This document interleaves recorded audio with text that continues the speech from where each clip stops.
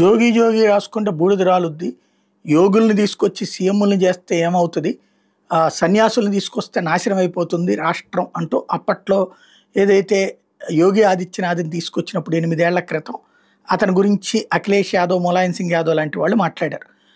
ఇప్పుడు తను 8 ఏళ్ల తర్వాత తన రిపోర్ట్ చెప్పుకొచ్చారు యోగి ఆదిత్యనాథ్. అదే విషయాన్ని ప్రస్తావించారు. ఈ ఎందుకు పనికిరాడు సన్యాసి అన్నటువంటి ఇదే సన్యాసి బిగ్గెస్ట్ ఎక్స్ప్రెస్ వేస్ తీసుకొచ్చాడు.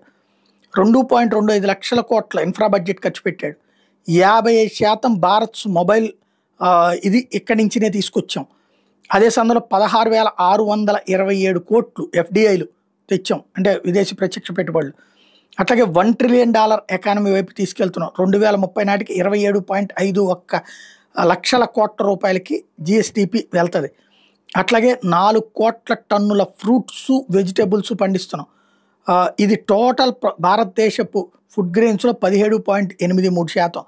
అగ్రికల్చరల్ గ్రోత్ ఇంతకుముందు 8.6% నుంచి ఇప్పుడు 13.7% పెరిగింది. ఈ 8 ఏళ్లలో నేను సాధించింది ఇది అంటూ చెప్పుకొచ్చారు.